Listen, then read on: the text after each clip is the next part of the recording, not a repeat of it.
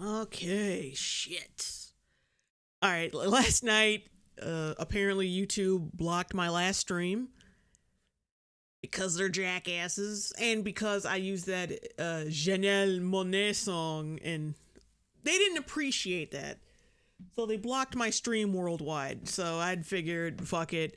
I'd go into my watch later section and then do another stream right now.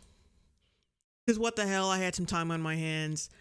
And there's so many videos that I was going to do and I haven't done. So I think it'd be good to replace the last stream until those copyright issues get hammered out. All right, so this one, of course, you can see it right here. It says, things not to say to a non-binary person. Yep. Gonna be nice.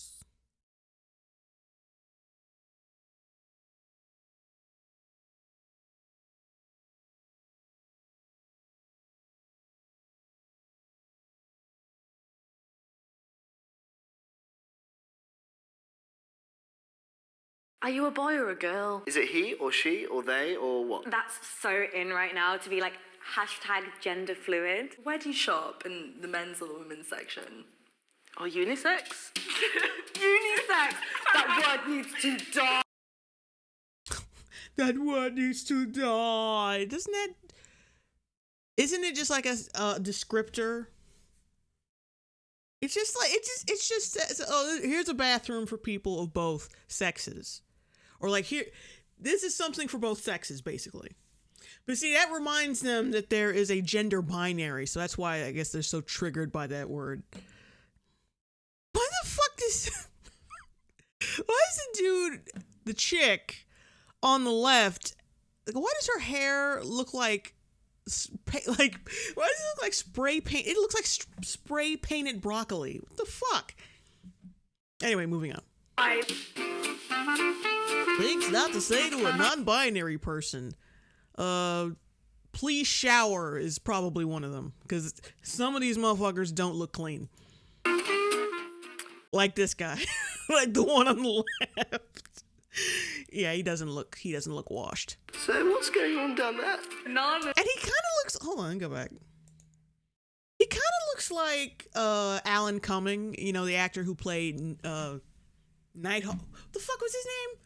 Nightcrawler, right. He kind of looks like him.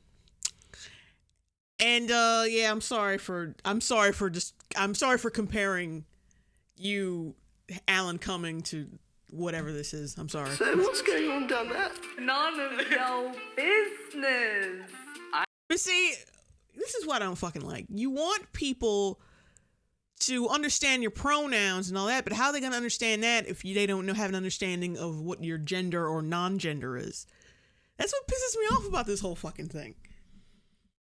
You can't walk around purposely like looking like you just came from an adult preschool and then expect people to think, oh, they're just another fucking gender. And I have to adhere to their pronouns even though I don't understand what the fuck they are, and I might need more elaboration on this person's gender.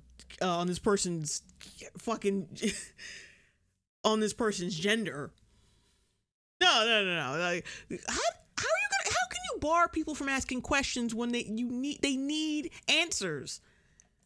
I have had this many times. It's this fixation to know. They have to know. They have to know. We force them to adhere to our pronouns, but we're not gonna fucking answer any questions they might have. Like, it's none of your fucking business, mate. It's none of your fucking business. I mean, it's so fucking irritating. This is how you know that these are just a bunch of special assholes who just do this for attention. Because then when they get the attention, they're like, oh no, go away. I don't want to answer that. Go away. What they see is unclear. People don't even bother to ask me. They sort of forcibly tell me in the street. You've got this genitalia. And they can just go along. Because you look like a fucking guy. You don't look like a girl. You don't even you don't resemble a girl in any way possible. I mean, you're kind of skinny, but you're guy skinny. There's a difference between a skinny girl and a skinny guy. And I need someone to tell that to Riley Dennis, because he seems to think just starving himself would make him look like a girl. He is wrong. And walk past people in the street and just sort of tick off like Vagina, penis. vagina, penis, I and feel like less anxious now. Your genitals have nothing to do with your gender anyway. Those two Yes, it fucking does. What the fuck? Genitals have nothing to do with your gender. Yeah, thanks, doctor. Ugh. And what? This dude has fucking Skittles in his ear. What the fuck? Looks like Uncle Fester had a meth binge and just glued Skittles into his ear. I don't know. What the hell is this? Oh, God. To do with your gender. And Esmeralda over here on the left. It's topsy-turvy day, everybody. Yeah, that's exactly who these are. It's Esmeralda and, oh my God, I forgot the other dude's name, but the guy in the beginning of The Hunchback of Notre Dame, the one who's like, it's topsy-turvy day, the jester dude. That's exactly who the fuck they are. Oh, okay, let's move on. Anyway. those two organs don't identify your whole life, and they shouldn't. Yeah, they don't identify your life, but they are prominent identifiers of fucking gender. Your genitals don't do it. But then if someone says, okay, your genitals don't define gender, okay, whatever, but your chromosomes do, they don't fucking acknowledge that shit either. So griping over this, arguing over this is totally just pointless, because they're not going to accept the chromosome argument either. So That's so trendy. okay, so we got Michael Cera. No. She looks like the dude who plays the Penguin in Gotham. And then you got the motherfucker on the right who looks like Harry Potter. Oh, God. Yeah, if Harry Potter was living as a millennial today. Right now, hashtag gender fluid. I can see this person. I mean, look at this coat. I'm just like hip and down with the kids, you know. We may have struggled to find the identity to understand who and what we are, but this isn't a fad. Non-binary. Yeah, it is. Yeah, it is. It is. It's because you... And the chick on the left, at least I think that's a chick. It's probably not. But the chick on the left, like, you look like a chick. So people are going to think... People are visual. They're going to think of someone who looks like a chick is a chick. It's just the way it is. You get to fucking deal with that. It's like a term that people can use where I don't want to identify as male or female. Don't identify with having a gender because I found it really restrictive. I think the main issue just comes from the idea of people thinking that they can explain your gender back to you. So it's like, I'm non-binary, they're like, oh no, you're trans. It's complex. I don't know. Some non-binary people identify as transgender, others don't. I don't think it's more trendy now. I think our existence is actually being recognised. Yeah, we're actually being spoken about. It's reaching people who are going to be confused, like I was, and they're going to be upset and not know what's going on, then they're going to see that word and hopefully it'll mean something to them. So like you see someone who, and you can relate to it, and you're like, oh yeah, lol, that's me. Yeah.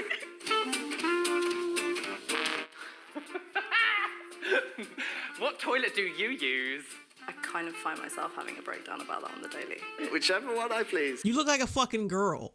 I'm non-binary, even though my tits are on display. I look feminine, like a girl. But, you know, I'm not... What'd she say she is? Like, non-binary, gender... Well, it's about non-binary people, the video. So I'm guessing she is non-binary. But she presents as a fucking girl, 100%. 100%. There's nothing about her that says masculine. And the person on the right got some masculine shit going on, but I just figured butch lesbian. Because that's how, especially in my neighborhood, that's usually how they fucking look. But the one on the left, like, come on. You're a fucking girl. Stop dicking around.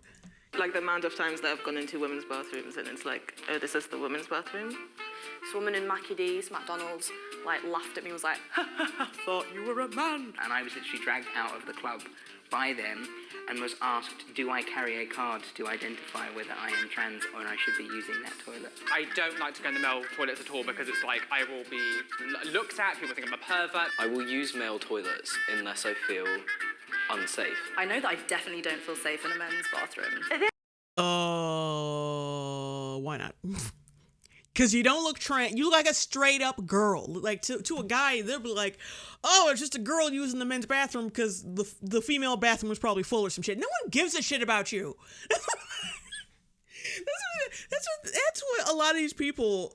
That's why a lot of these people nowadays, like these kids nowadays, make me laugh. It's like, well, my parents don't give a shit about me, so I'm just gonna make up some shit about how everyone's out to get me and out to kill me. And then I can pretend people do care about me. Like, I think it's so bad that they need validation even through hatred or violence or bigotry or something. It's sad, but it's hilarious too. Like, because you could tell, these parents, they gave up on these fucking kids. Or like, look, we're done with this shit. We're cutting off your. Like, we'll still pay for your college, but everything else, we're cutting the fuck off. Because you annoy the shit out of me that much. At the end of the day, a toilet is somewhere where you go and have a shit. So what does it matter what gender you are? I saw this tweet once that was like, you all have gender neutral bathrooms in your house.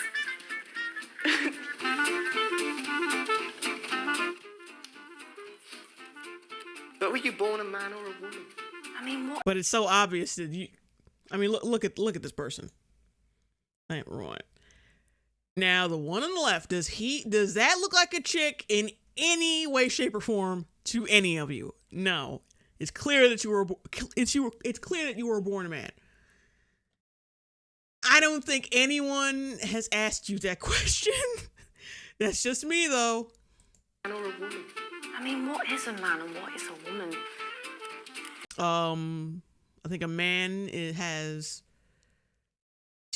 woman has two X chromosomes, and a man has an X and a Y. That's how you can tell someone's a man or a woman. And if they have dick and balls or a vagina, yeah, that's kind of an identifier of gender. Yeah, not Leia. Let's see. Look at the chick. She's already covering her ears up. Esmeralda already doesn't want to hear this shit. Your assigned gender, your assigned sex. I wasn't born with a penis, so... Is that a guy or not? Like, so you weren't born with a penis. Oh, what? What's happening here? So you are a girl then? I wasn't born with a penis. Okay, so you were just born without a penis and then you're a guy, or... I don't know.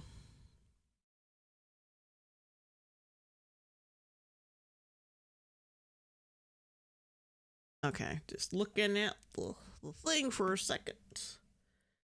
Okay, let's just keep going. You can be a boy and you can like flowers. Yeah. They want to term all your behaviors. But that doesn't mean you are a girl or like half a girl or gender neutral. That's not how that shit works.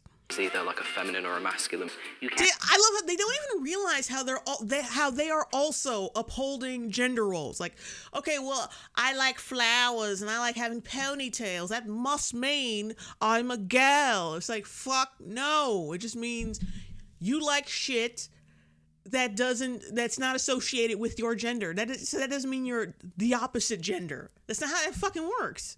And it doesn't mean you're both or neither. It's not how it fucking works.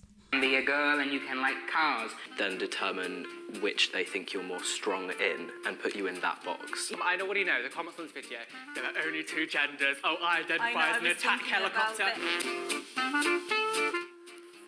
That's not... I mean, because, like, I would think that's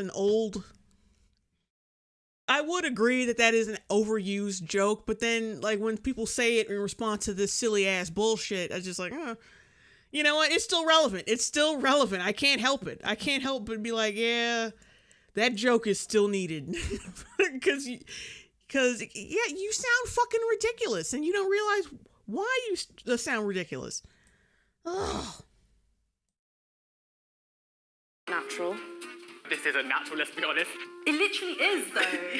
Like, What? Is marriage natural? Like, have you ever seen Okay, wait, what? That's not natural. What do you know? The comments on this video. What was that Only question two again? genders. I didn't see I it. identify as an attack helicopter. That's not natural. No, it's just not real. It's not natural. Like, it's natural because people there are people who do it, and it's natural for them. But yeah, it's not natural. It's just not, because it's not fucking real. Like, leprechauns aren't natural because they're not fucking real. And non-binary is not natural because it's not fucking real. That's not natural. This isn't natural, let's be honest. It literally is, though. Like, It literally is, though. Don't sound stupid with an accent around me, because I will imitate it. It's just as childishly as possible. I will wear that shit out. Because, oh God. You can't, how dare you say stupid shit with an accent? It's just like that French guy that Andy Worski does streams with. I fucking imitate his voice on a daily basis because he's such a jackass. But anyway, let's keep going. Is marriage natural? Like, have you ever seen two squirrels, like one in a suit, one in the right dress, like with a sparrow marrying them in the forest? No. Non-binary identity has been existing since the beginning of time. No, it fucking hasn't, you lying hag. It has not. Stop lying. It's existed since the beginning of time. Like, proof? You got any proof of this shit? And don't give me some shit about some guy, high heels were originally created for men. Or, like, showing some fucking guy dressed in a dress from colonial times. I don't want to see that shit. Because it was a lot more common back then for people to do shit like that. For a guy to be in a dress, or like not for chicks, but like people for comedic purposes. There used to be guys walking around in dresses and shit. But that doesn't mean non-binary is a thing. And the reason why it's just bullshit is because they think that, if a boy likes playing with flowers or dolls or shit, it must mean they're a completely different gender, or like a girl or something, because what he's doing is completely unlike what a boy would do, which is completely just reinforcing gender stereotypes anyway. It doesn't. See other societies and cultures out there, and they don't have this very strict 2-box rule. In the Torah, there are like over 6 or 7 genders. Like Native Americans had 4 genders. I think it's India, there's third gender. Because there are so many examples in the animal kingdom. Snails are hermaphrodites. Male seahorses give birth to their children. Clownfish change sex halfway through their life. Yeah. Which is a Finding Nemo sequel I'd like to see. Is it he or she? I mean, thank you for asking. 2 options, he or she. Babes. But there's he and she, they, their, z's, if, fee. Oh my God, she brought up the Z's. The X's. Z, Z, Zay, Zep, Ziggy, Zep, Zero, Zaga, Zebra.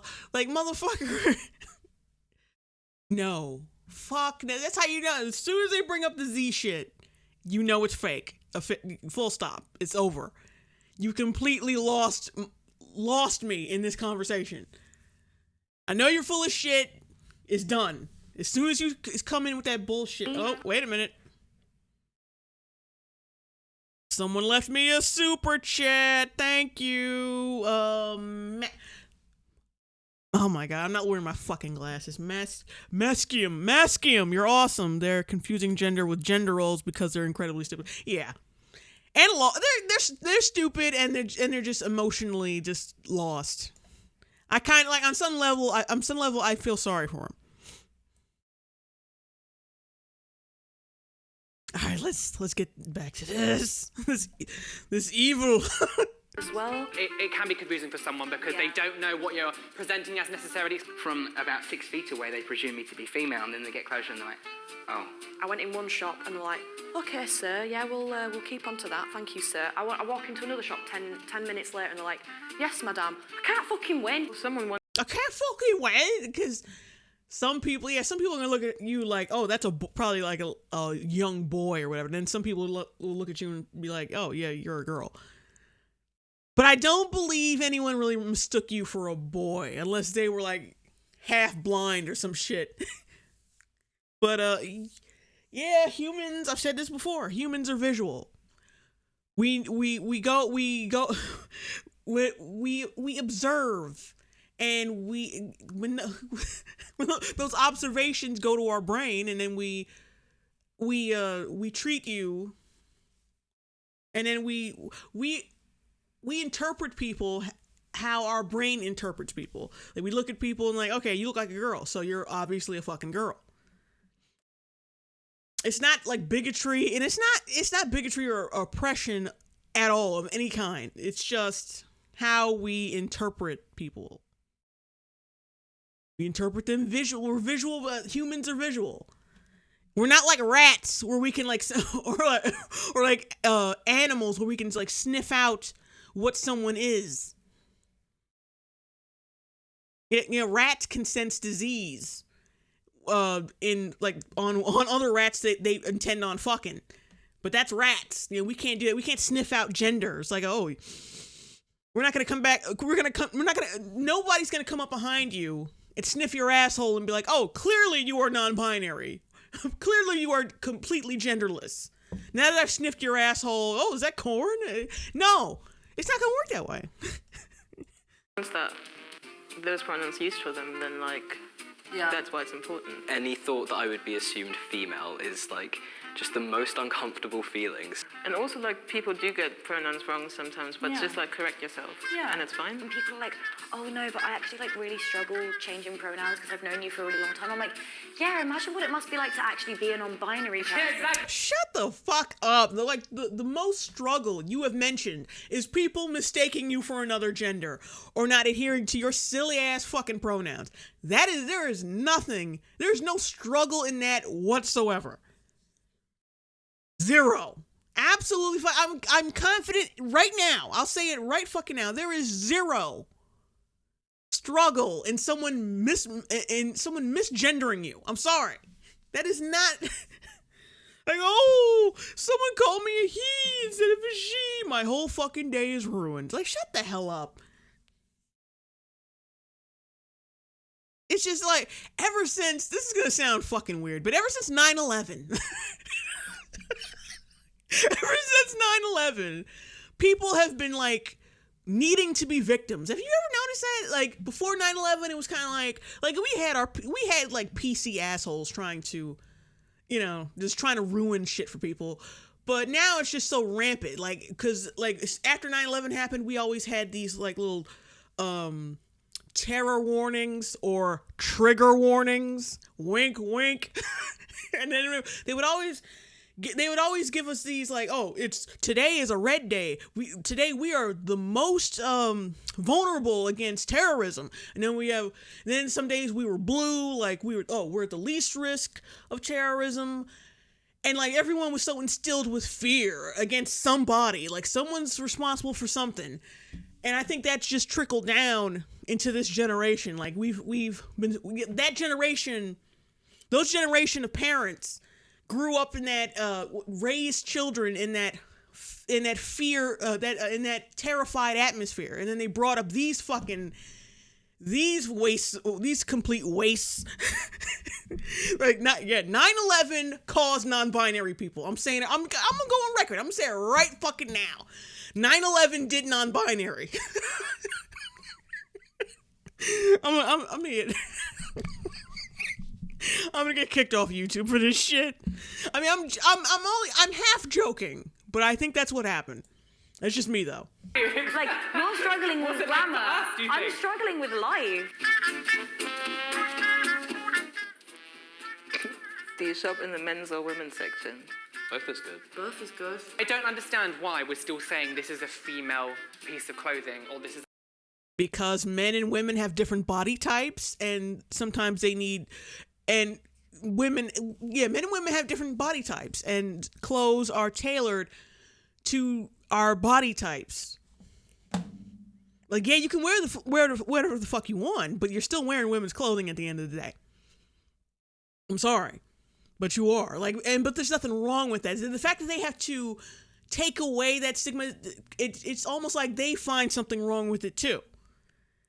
Like, I don't want to be known for wearing women's clothing. It's non-binary clothing. No, you have a problem with it. No one else has a problem with it. You can walk around with women's clothing all you want. But don't try to then say, oh, no, it's non-binary clothing. No, it's women's clothing. That's what you're wearing.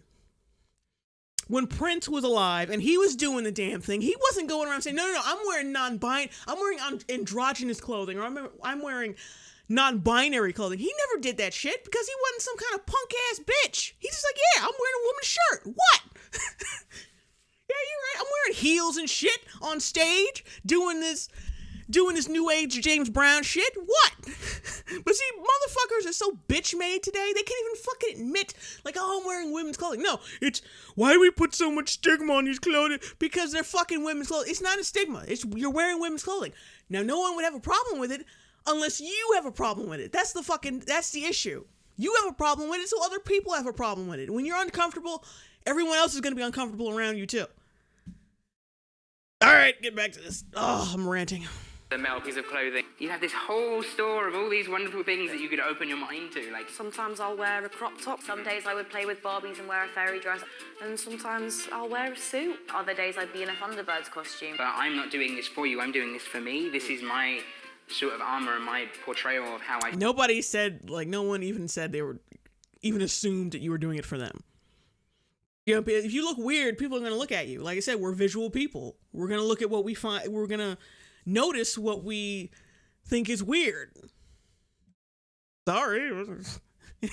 Just like you might think someone wearing, just like you might think someone adhering to gender roles or whatever the fuck is weird, someone's going to think you're weird. Sorry. feel inside. I remember for my 12th birthday, I got Hulk boxer shorts off my mum, and That's beautiful. I was a happy little queer. Are you gay? Yes. Hell No, yeah. I'm not. I'm streaming right As soon now. as they see somebody who's slightly more feminine portraying, it's instantly, okay. Sexuality, gender, completely different things. It's not a thing where your identity and outward portraying image is connected to your sex or sexuality or anything like that. You define the labels don't define you. So you can bring your own I want definition a to tattoo of that whatever on my label. forehead or something. Yeah, I'm gonna get it on a fucking t-shirt. That's not deep at all. People have been saying that. People have been saying that for years, for a long time. That's not deep. They're just so high on themselves. Oh, I just want to slap them all. But I don't get it! Then learn! Like, How they gonna learn if you don't answer their fucking questions, you uppity cunts? We're not gonna answer their questions, but they need to learn. Shut the fuck up. Oh my god, this is so insufferable. Insufferable. I hate you. That's okay. Like, no one would bother with you if you weren't so fucking cunty. That's the thing. Normal people don't fuck, unless they're, complete and utter bigots. Unless they're complete and utter bigots, normal people are not gonna fuck with you. Unless you fuck with them, or you act extremely cunty. Other than that, like, you're fine. Just, you're awful. It's really okay to not understand. ain't hurting anyone. You know, despite the fact that everybody's experience is different, it's just so refreshing to meet somebody else whose pronouns are also they and their. Then, like, actually having a label is, like, really, really important. Yeah. It creates a lot of solidarity too. It's just a nice, warm, fuzzy feeling, isn't it? Wait a minute, what's Really, that? really important. Experience is different. It's just so refreshing to meet somebody else whose pronouns are also they and their. Then, like, actually having a label is, like, really, really important. Yeah. It creates a lot of solidarity too. It's just a nice, warm, fuzzy feeling, isn't it? I love queer people. I love the queers. You're not queer. You're just a bunch of fucking cis kids who are really bored and really troubled. Shut up. I love queer people, but you're not queer, you cunt.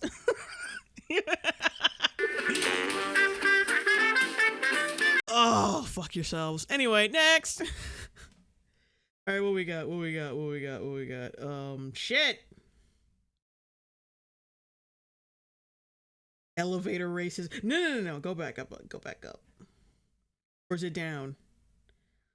Not the same. No, binary person. Oh, I am a gender non-conforming parent. That sounds interesting. I had dude friends that were like, "Oh, you're having a boy? Like, I'll teach him how to throw a ball." It's just like, dude, I can throw a ball. Like, what are you talking about? Where do you start with that? I am a gender non-conforming parent. Yeah, I've always had a problem with this because my parents have always been gender non-conforming, but and some parents are already, but they don't call themselves that because they're not pretentious assholes. But when you go out of your way to try to be not gender non-conforming, it gets a little screwy, and you end up fucking up the kid because you're so dedicated to living up to this image. Well, let's just keep going. God, my path is like a gender queer person. My understanding about gender is that ultimately it doesn't mean anything. It doesn't give you the information about that person that you think that it's going to give you.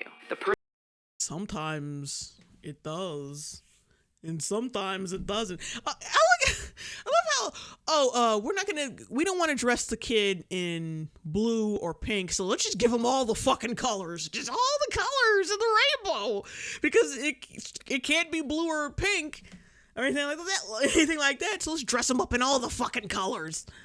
I don't know. It's just weird. The person I am today was like very much in line with the person that I was or longed to be when I was really little. I was a tomboy. My best friends were primarily boys. I played with boy stuff. That changed as I became a teenager and wanted to fit in more and just wasn't comfortable being myself. And I was still kind of figuring out who I was, and that took a long time. From that time until my early 30s, my queerness in terms of my gender sort of continued to transform. What queerness in terms of gender? Like you're a butch lesbian, right? That's what you are. You're a butch lesbian. I can't stand it. What's wrong with just being a butch lesbian? What's wrong with that? There's nothing wrong with that. But they always seem to, the LGBT nowadays, like they just, I need to be more special. How can I be more special? I just need to be more special.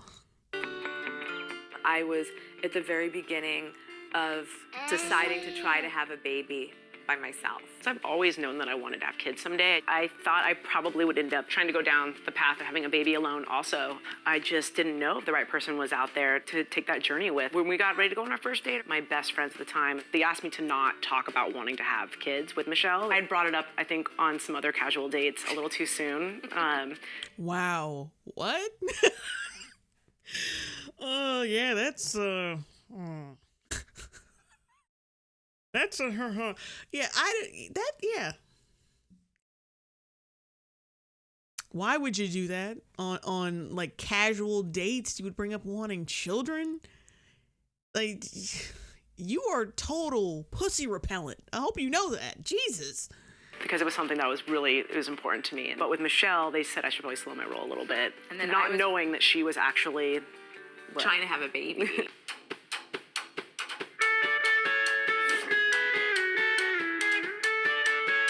People ask you, do you want to have a boy or a girl? For whatever that means, because this person could be anybody. You hear that right away. You hear like boys are like this and girls are like that. But they are, especially when they're young. Boys are a little more rambunctious and physical. It's true. You can't just pretend like that doesn't exist because you're in your own little shit. Like, there's certain things you should not push on a child. Religion and your gender identity bullshit. Don't push it on them because you know damn well that is a personal choice. It's not for children.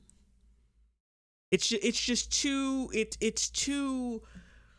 what's the word I want to use? It's too complex for young children. Stop forcing it on them. It's like don't do that. Because it has all these like nuances and all these rules and shit, especially religion, and they're not going to understand that. And what happens when shit, my leg's itching. What happens when you take it seriously and they don't? You're gonna end up getting mad at them and start penalizing them for shit that they don't understand. Like you didn't bother to really teach them. Because you can't teach kids this. You just can't push this on kids like that. As soon as we found out that we were having a boy, something just sort of clicked. We have this amazing person, and whoever that person is, they're perfect. But you like all of these like stereotypically boy things. I would say things like, oh God, like what if he wants to play sports? And you would be like, that's great, I'll be the coach. I love how like she's immediately distressed by her son wanting to do boy shit. I mean, I noticed a little bit of distress there, like a little bit of, oh no, my son wants to be a boy. That sucks.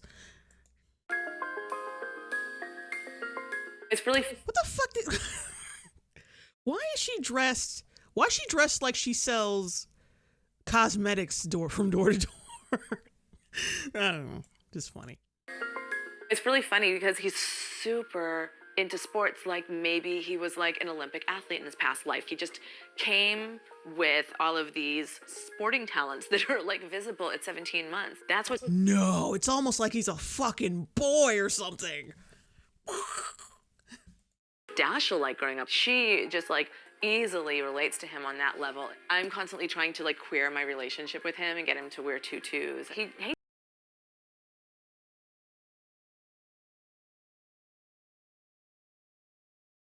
I'm constantly trying to queer our relationship.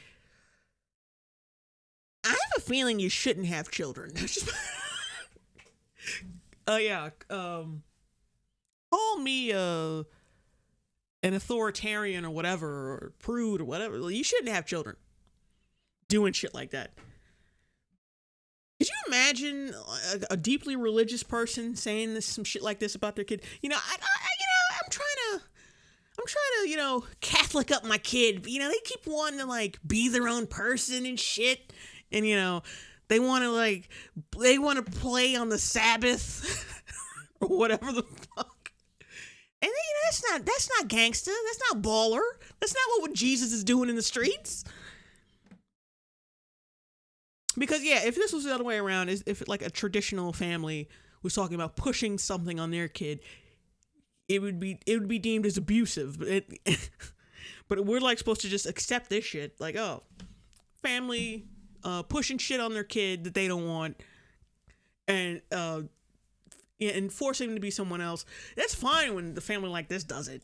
Him and get him to wear tutus. He hates it. Like he's just like, no. When I catch myself trying to do these things, it ends up really just making me feel really retro and dumb about gender. It just takes me away from the reality of like him, like Atticus, like who is he, what does he want, and the sort of purity. Yeah, he's a boy. It's like you'd think you'd fucking get it that sometimes boys are just boys. And maybe I need to stay the fuck out of it and just raise my fucking kid.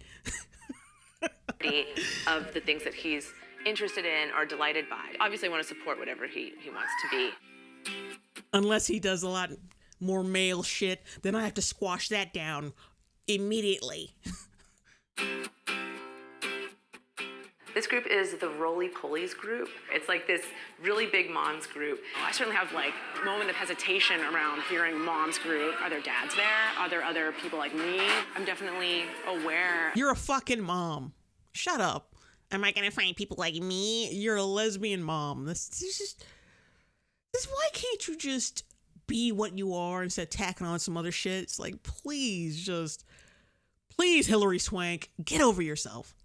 Of being his Baba. Dashiell goes by Baba, and that's something that a lot more masculine female people and even some trans men who are parents are going by Baba as an alternative to mom or dad. But they've all been awesome. Baba? I can't wait till this kid grows up and he wants to be a fucking linebacker. Just crushing pussy every week. They're gonna be horrified. I really like the moms that are in our group very much. I haven't felt weird for not being a traditional mom. It's really nice to have that support group for sure. He's taking in kind of kid media, and he has this great book that's like just pictures and words, but when you open it up, it's like a picture of a girl and a picture of a boy, and it's like girl, boy. I'm just like, child. This is where he starts learning like what things are. Like, yeah, we know they're both children, but they both have different chromosomes and different hormones and shit that makes them act certain ways that are gender specific. I'm sorry, but that's the way biology works. Can you stop freaking out about little shit? Because when you freak out about little shit in front of your kid, it's going to make them freak out about little shit. And then you're going to make another little freaked out little shit that society has to deal with. We don't want any more of these kids. Stop it. And so I hate the idea that he's getting imprinted on him. People who look like this are boys, and people who look like that are girls. And even something that's like progressive, like Sesame Street. All the monsters Y'all are awful. Talking about put a blanket over its head and dangle it over a balcony. Like, why is Old MacDonald like a guy? Why couldn't it be the lesbian farmer? It's everywhere. I mean, it is. It's everywhere. I think those are things that we are probably more aware of than most people anyway, but with him, we're probably really sensitive to it. Sometimes the best thing to do feels like to be constantly challenging, and then sometimes it's almost just to ignore gender completely. He's being raised by a gender non-conforming person, so just the existence of Dashiell is going to be a huge piece of information about the reality of what gender is or isn't. It's easy to take for granted sometimes the environments that we're in because they are special, but they're still small. All of these questions and concerns that we have about gender, I know tons of straight couples who have these exact same questions and concerns. Everybody needs to be reconsidering the way that they're presenting gender to their kids. It's not even... You can't push it on them, though. You cannot push it on them. Like, all right.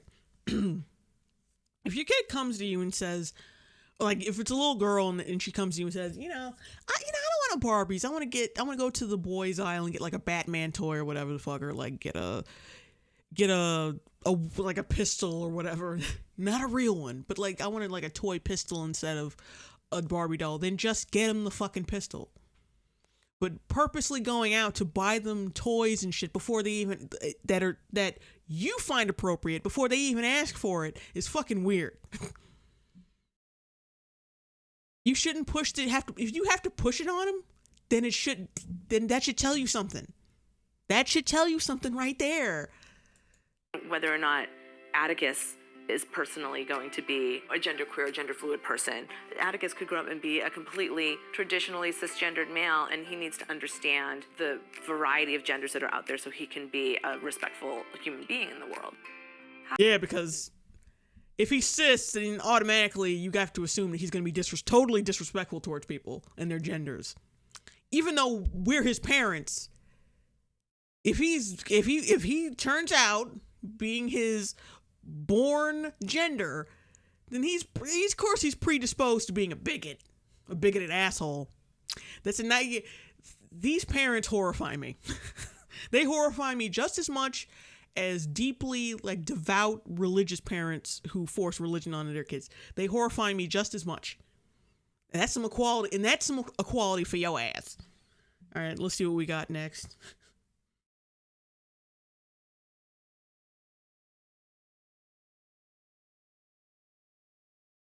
I didn't realize how much crap I had in here.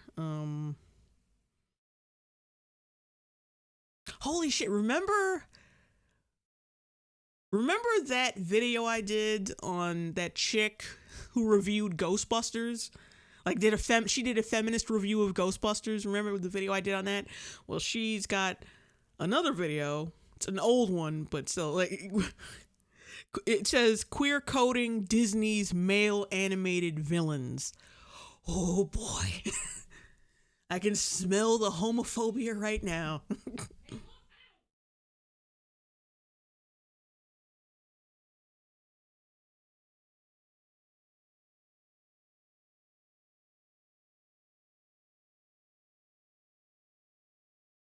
Hello everyone! Thank you to the princess for kicking us off.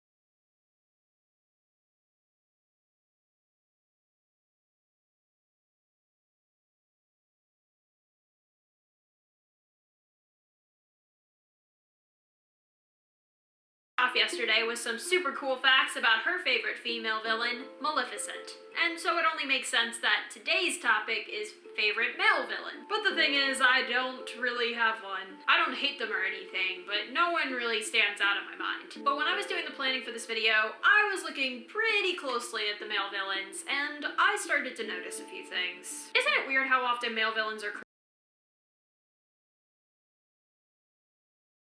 That's not unexpected. I mean, they are villains after all. But the female villains aren't usually like this. Though not without their own sexist problems, female villains are usually cold and powerful, regal and impressive. But male villains? How often are they flirtatious or predatory? Manipulative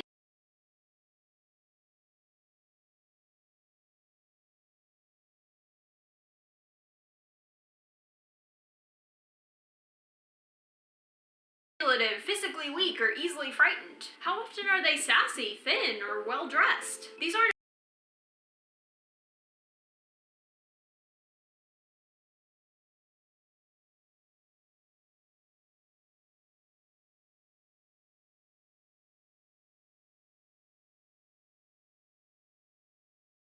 flirtatious or predatory. Manipulative, physically weak, or easily frightened? How often are they sassy, thin, or well-dressed or predatory? Regal and impressive.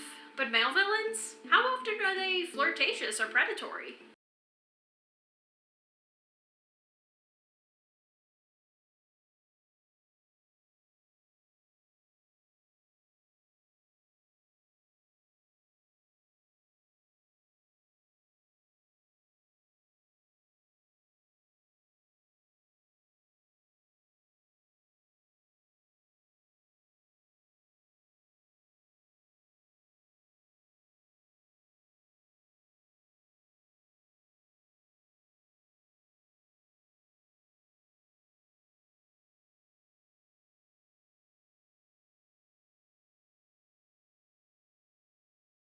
Manipulative, physically weak, or easily frightened?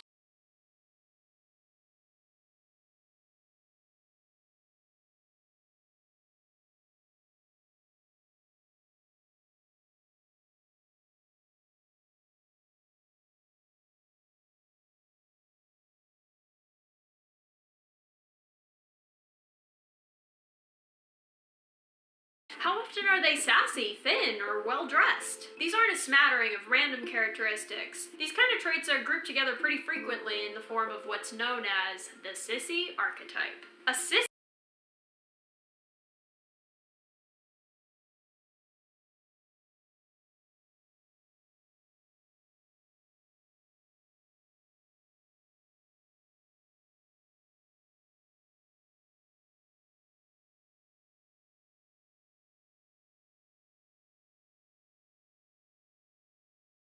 is defined as someone who is effeminate or cowardly, usually used to insult men by saying they have feminine qualities. The part of the sissy in film dates back to the silent film era, but I want you to think about these characteristics a little more for a second. What do they remind you of besides villains? Perhaps the sassy gay friend? You know.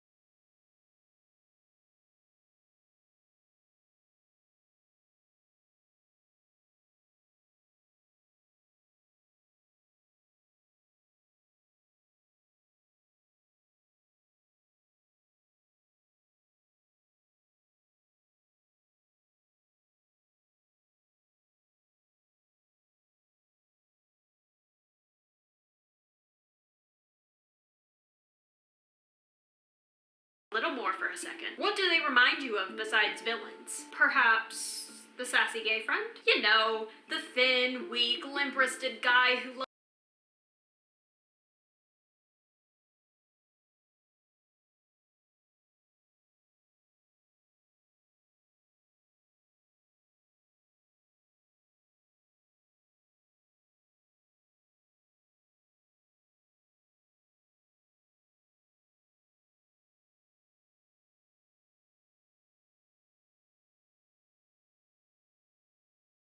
loves clothes so much that he dresses better than most women. TV Tropes refers to this as the camp gay trope and says that this character was most likely inspired by the flamboyant Oscar Wilde. Now, there's nothing wrong with being an effeminate, fashion-loving gay man, but when it's the predominant representation of the queer community, it leads to negative and restrictive stereotypes.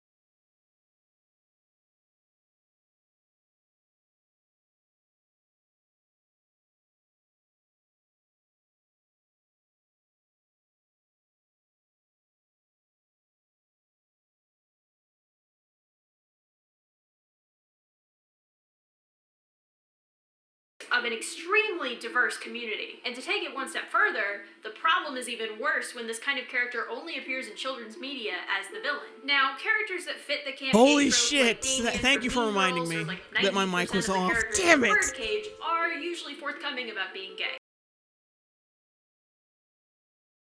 Jesus Christ. Well, to sum up what I was saying, yeah, she kind of just assumes people, like, she just kind of assumes that gay characters are weak and frail because they're effeminate and they're gay. Which is, yeah, she's basically homophobic, like I've been saying.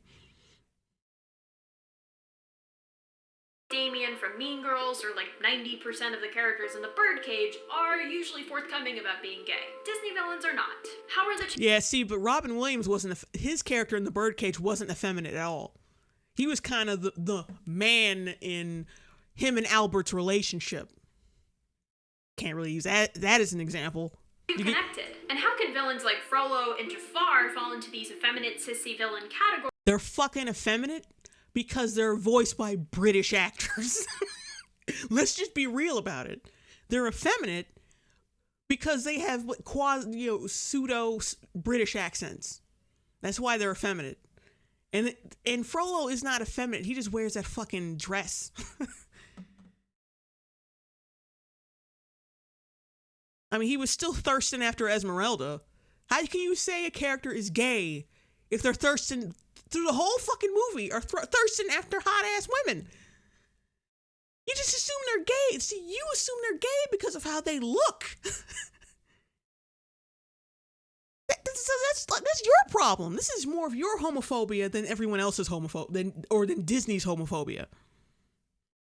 Which there is none, except maybe with what they did with LeFou and Beauty and the Beast. But we'll get to that soon enough in my Beauty and the Beast review. Let's just keep going. When they have obvious heterosexual tendencies. Because queer coding, that's why. This is now the third time I've mentioned this in a video, and Feminist Disney gives an awesome explanation of what it is. A character that is given certain characteristics that are likely to reference queerness in the audience's... Oh yeah, thanks for that little...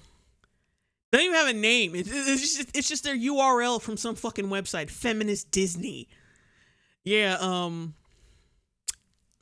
yeah, I learned a lot from I've learned so much. Didn't even get it from like a true professional, just from some asshole on the internet. A character that is given certain characteristics that are likely to reference queerness in the audience's subconscious. You mean in the subconscious of homophobes, like you. Queer coding doesn't mean a character necessarily is gay or that their evilness is based in being queer. Oh, how convenient. It means that the character is evil and queer because society, fuck you. No, you looked at this character, you thought they were gay because of how they looked and how they sound, and now they try to turn it back on. No. We're not doing. I don't think they're evil because I don't think they're gay. I just think they're queer coded, which is just it's the same fucking thing. You're saying that the character's gay. You're saying that the character has gay traits because that's how you when you look at him you look at him and you think, oh, well, this person has thin, villainous hands. Clearly, they're gay. That's your fucking problem. Those are your prejudices. Conscious. Queer coding doesn't necessarily mean that a character is gay, or that their evilness is based in being queer. It means Okay, so so why are we having this conversation then? Why are we having this conversation then? Because you just said before that clearly that their villainous is tied up in them being gay, and this is a bad representation of gay people because it looks like they're evil and gay. They're evil because they're gay.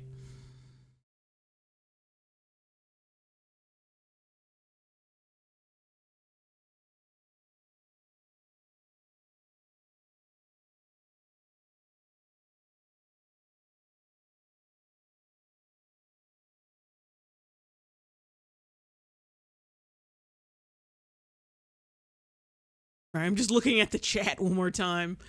Looking at you guys' comments because I had no fucking idea my mic was off that time. So thank you. All right, but let's get back to this shit. the character's evil because society associates queer with bad. There's this Because society. It's not because I interpreted these negative traits as gay. It's because society did, and yeah, that makes absolutely no fucking sense. I'm trying to wrap my head around it, and I just can't. You saw it as... See, that's the thing. That's what these people try to do. They have prejudices, they have homophobia, they have transphobia and all these fucking feelings, and then they try to project that onto other people to make themselves feel better about themselves. See that Milo Stewart video. Everyone is all white. No, all white people are racist and shit. No, you're racist. You're racist, but you try to project all your feelings onto other people. That's the thing. You're the one who's racist. You're the one who feels funny around black people or anyone of color, and you're trying to make it seem like it's everyone's problem in society. No, it's you. You grew up a privileged little shit, and you were sheltered. As soon as you got around a black person, you got scared. And then what did you do? You went on some kind of social justice warrior blog on Tumblr, and you were like, you know what? This is for me. Passing the buck and projecting my bullshit onto other people and making them feel homophobic right along with me because misery loves company. That's the life I want to fucking live. Screw you. really fantastic paper called Gender Transgression and Villainy in Animated Film that talks about how villains show characteristics of gender deviance, basically what society does not expect of its members. The paper also notes that with these kinds of villains, by the end of the movie, are always brought under control and destroyed to restore the natural social order, removing any possibility for these characters to truly subvert heterogender norms. But No, I'm pretty sure they're killed by the end of the movie because they've been doing bad shit. And they deserve to fucking die. I'll keep that in mind. Next time, like, a gay, genocidal lunatic wants to commit genocide. Like, don't kill him because we need him we need him to embrace good queerness and not bad queerness. You have to give him a chance to subvert what was it? Hetero something. What did she say? Hetero-gender norms. And subverting hetero-gender norms, that's, as long as he can do that without being evil, I think he deserves to live. It's just not fair. I don't know what the hell she's saying. But when juxtaposed with their heroic counterparts, it's much easier to see. And it's important to remember that heroes represent appropriate gender presentation, as well as desire. Or they interpret strength, honor, agility, and shit like that. It's just me. Desirable and encouraged traits in general. And by that same token, villains reflect undesirable and wrong behaviors. This video is not like evil shit, like, holding up, the kid you took in, the ugly kid you took in, holding him up in a tower and gaslighting him his whole life. Yeah. Or actually that counts for like Tangled and The Hunchback of Notre Dame, kind of. But yeah, I don't know, killing Native Americans for their gold, shit like that. But see, she wants all the villains to be straight, cis, even though these villains are not gay and they are straight and cis. But she wants these characters to be so obviously straight and cis so she can feel better about them dying and being killed. Because I'm sure that's what she masturbates to on a daily basis. Just a bunch of straight hetero men just dying like, "Argh!" She masturbates to the opening scene of Saving Private Ryan all the time. An invitation for you to find every single exception to the rule. There are even going to be some villains that I talk about here that don't fit every single marker for queer coding. The point of this is to show that these patterns exist and are not anomalies. Since gender presentation is usually grounded in the physical, let's really look at the villains. Starting with body type, heroes are solid and muscular and handsome, the epitome of masculinity and what young boys should aspire to be and look like. They have prominent jawline, muscular and handsome. Were there any? Actually, Finn, I think that's his name from Tangled, really wasn't that. He was like kind of like he was kind of regular looking. And Aladdin, he wasn't big and muscular either. Like, that was a really bad example. Yeah, so we got Aladdin out, Finn out. Yeah, the rest of them are pretty valid though. But yeah, she fails to notice that most of these guys are white. And I think you'd think she'd be okay. Oh, well, they're white, so it kind of evens itself out. The epitome of masculinity and what young boys should aspire to be and look like. They have prominent jawlines and obvious muscles and square faces. Yeah, oh my gosh, she's so crazy looking. I can't handle how crazy she looks. Jesus, why do they all look crazy? I need to do that one of these days. Put like a screen cap after screen cap of all these fucking social justice warriors. Just put a whole collage of their faces in one picture. It'd be hilarious. But anyway, like I was saying, the reason they look strong and muscular and all that shit is because they're heroes. It's not because they're straight, it's because they are heroes, period. It has nothing to do with their sexuality. It's they're heroes. And heroes have to look strong, and they have to look strong and brave and agile and all that shit. It has nothing to do with their fucking sexuality. So you are a derivative fucking thinker, and that's why you think their sexuality is tied into it. But you got a big ass fucking jaw too, so I guess that I guess your ass should pull some kids out of a burning building to live up to that big ass jaw. Oh God.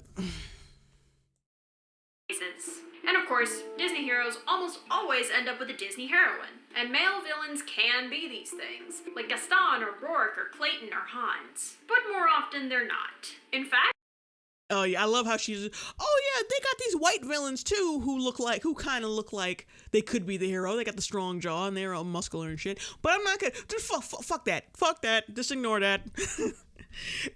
All the villains are still gay. Because I said so, and gayness is evil not because I think it's evil. It's because it's the movie's fault. Even though the villains aren't gay. they're usually very unlike the typical hero. They're usually thin and ugly and have long. Hades isn't thin. Hades is not thin. Have you seen that fucking movie? Are you looking at the picture you use in the goddamn video? He's not thin. Bad example.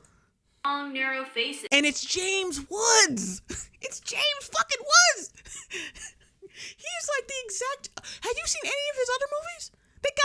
Of course they would bring in James Woods for this. James Woods is the reason why he was brought in for the movie. I mean, I don't know specific details of it, but the reason why he was brought in is because he's a slick talker and he knows how to pull off the kind of dialogue from the movie. But James Woods is there's always some parts of the actor is always represented in the actual fucking movie. In Hades, I don't think he's ever been fucking gay. His character, the whole fictional character within himself, I don't think he was ever gay. And James Woods is far from gay as you can possibly get. So I don't know where the hell you getting this shit from that Hades is gay. But like I said before, you interpret these characters as gay is because you see certain negative traits as gay. That's your fucking issue. They lack any defined muscles. They have skinny arms or legs, if we can even. Because that's how you know what? There's a scene from Unbreakable that that explains this perfectly. But I'm not gonna look it up. No, you know what? Fuck it. I think I might look it up. Hang on a second. I think I might look up this. There's a clip from Unbreakable that explains why villains look like the exact opposite of the hero.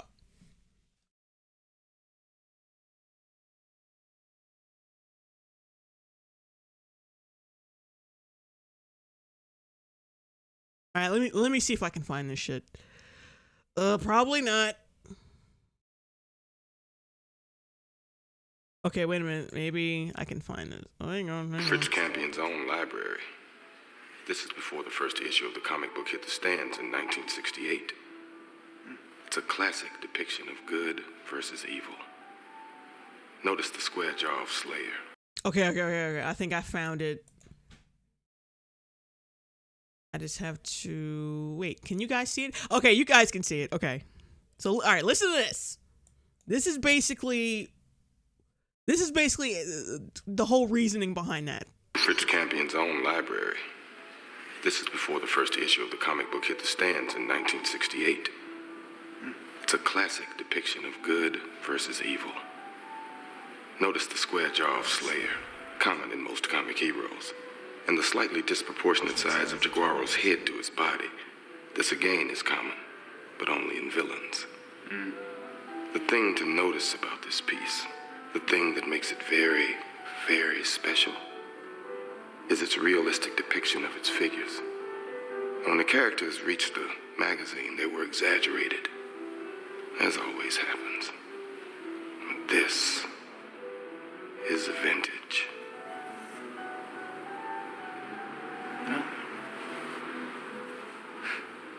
Yeah, basically their appearances are supposed to be like, oh, they're supposed to show this is good and this is evil, but like there's no gender or sexual orientation tied into that. It's just, okay, our hero looks like this, and now we got to make the villain look like the exact opposite of that, so people can differentiate between the two. See now, yeah, look at the voodoo motherfucker from The Princess and the Frog. I haven't seen it. Sorry, but I haven't seen it.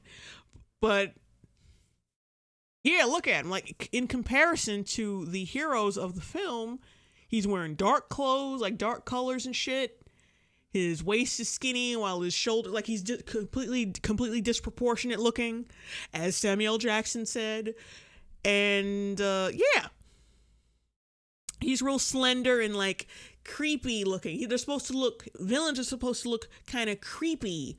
So yeah, that's why that's the way that is. Like, sexuality has nothing, absolutely nothing. It's not tied into that.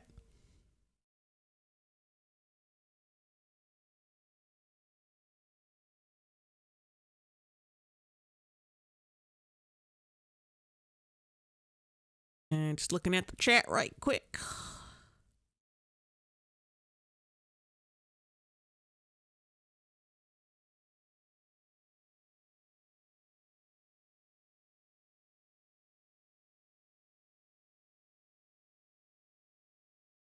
Oh yeah, someone in the chat mentioned, yeah, what about Quasimodo? He doesn't look like the average hero either. Yeah, that's another good point. Like, Quasimodo is also, kind of, well, yeah, he's kind of the hero too. And he doesn't look traditionally handsome or buffed out looking either. Yeah, that's another thing she didn't mention. She completely left out of her analysis. See them. They look positively wimpy next to their hero. Look at the side profile of Scar and Mufasa. Hades did not look wimpy. I think he was Scar and Mufasa. Like wimpy next to their hero. Yeah, nice little picture of Hades crouching down next to Hercules. Even though Hades, I think, is big. Hold on. Hang on. Because I think Hades is taller than Hercules.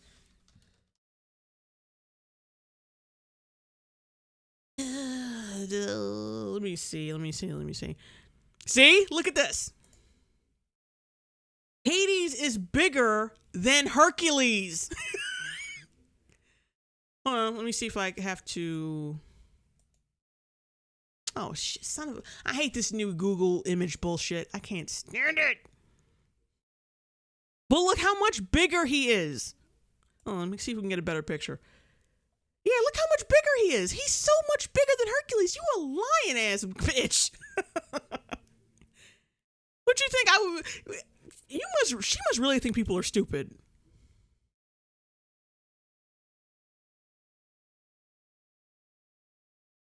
See here, it looks like in some shots he is. No, he's still taller than him. He's taller. He's always been taller than him. Yeah, she's such an asshole. Oh, look at the side profile of Scar and Mufasa. Mufasa's face is noticeably more broad and strong than Scar's face. So he's supposed to look effete and snobbish. That's the point. Like, he's supposed to look like someone who could be an asshole, like an effete, snobbish asshole. Scar looks emaciated next to the beefy and solid Mufasa. And they're supposed to be brothers. They should look a little similar. The same goes for Hades and Zeus. Hades has this very long and thin face, whereas Zeus's face is pretty much a square. And while it's pretty obvious that Zeus and Hercules are ripped, you can't really tell with Hades because of his outfit. He's got on this long, flowing robe that conceals any But you can still notice, that he's big. Look at his fucking arms. But you can still tell that he's big. Like, come on now. Come on, you cannot be... He's a Trump color. But yeah, you can tell he's bigger than Hercules. He's taller than Hercules, and he's got a bigger frame than Hercules. You can clearly tell that. What, you expect him to have big ass arms and like neck, and then underneath he just looks like a fucking Ethiopian skeleton baby? Come on now. Exactly what Ninja Kid 6 said. It's a fucking metaphor for good and evil. Like, it's just, that's fucking simple.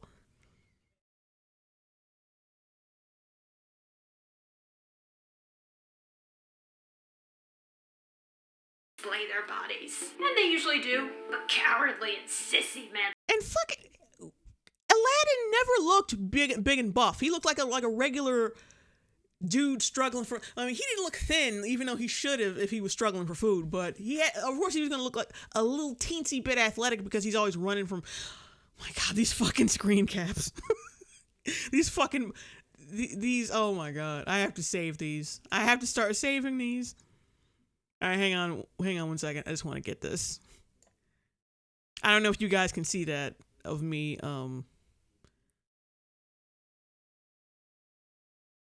I don't know if you guys can see. Oh yeah, you can see it. Okay, of me screen capping this shit. But it's so funny. Oh God. Ugh.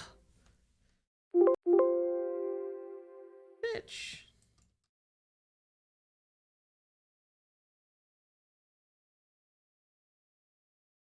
All right, but anyway, I forgot what the fuck I was saying. This bitch got me fucked up. And basically what I was saying is that let me rewind what she said. Jesus. Manly men should be proud to display their bodies. And they usually do, but cowardly and sissy. Yeah, Aladdin kind of had no choice because he was fucking poor. And did you forget when he became a prince, he covered himself up in princely garb? Do you not remember that part of the movie?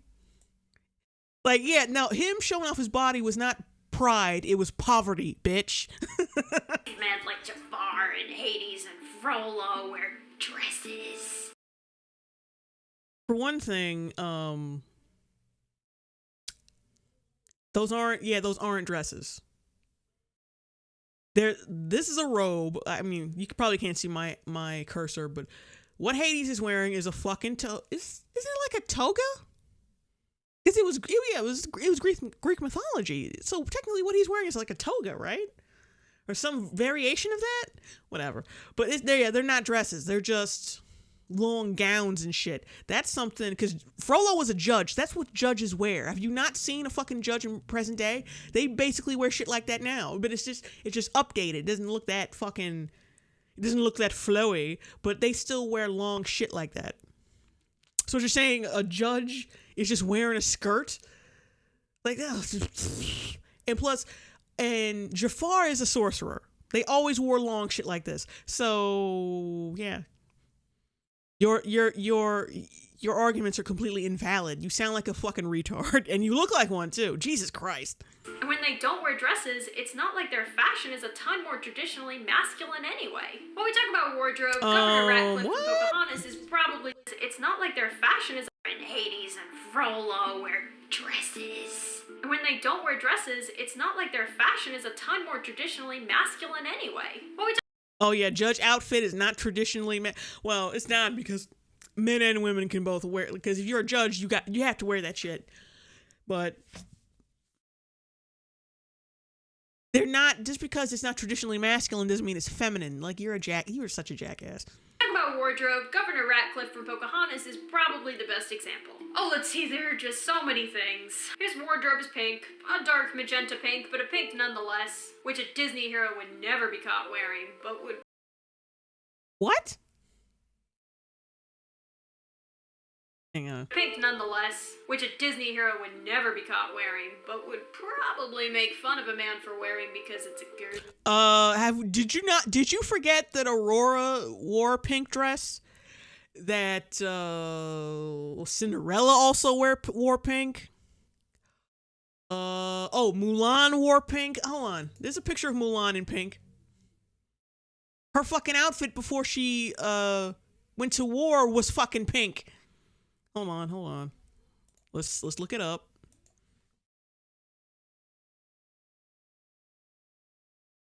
Yeah. Hold on, I just want to look at a regular. I thought, oh shit. Okay, it wasn't pink. I thought it was. See, yeah, I got her outfit from when she went to the matchmaker. I got that outfit. Yeah, this one. I got that one mixed up with the outfit she wore before she went to war. Yeah, so that was my bad. Okay, she wasn't wearing pink, but yeah, Aurora, Cinderella. Oh, wait a minute. She's wearing pink right here. Unless that's the outfit she wore. No, she's wearing it right here too. And she's wearing it right here. Okay, so I was right. I was right the first time. Fuck it. I haven't seen the movie in a while, but I was right the first time. She wore pink. Cinderella wore pink. Aurora wore pink. There's a few more. Rapunzel from Tangled wore pink. They wore pink. Like, how the fuck can you be an expert? Because her channel says that she talks shit about, like, that's her expertise. That she talks about Disney movies. Where's her about section? Yeah, we're the princesses. We're the princess and the Schniver. the Shriven, whatever the fuck. And we like Disney, intersectional feminism, and pop culture critiques, among other things. We upload videos every Wednesday. Well, the princess does. The Shrivener has procrastination issues. I'm guessing Big Jaw is the Shrivener. We are funny on special occasions. Tuesdays and bank holidays are good. Yeah, so yeah, they're an expert. That's their expertise, is talking about this bullshit. And somehow you, like I say, it could be on purpose. They could definitely be lying, just to hook in a certain audience. But how can you not know about this shit? How can you not remember any of this? I remember watching these. I haven't seen Mulan in years, and I knew, Mulan did wear pink, didn't she? This is bullshit, because I remember that. And like, this is your job. Like, you watch this shit. I'm sure you have recently watched some of this shit to prepare for this video. How could you, like, oh god. Really color. So you're a fan of pink? Should I mention the pigtails tied with pink ribbons now? Those are red ribbons, not pink ribbons. Those are clearly red. They're not pink, they're red. And he's supposed to look Yeah, I never understood this one, to be honest, like, not fully.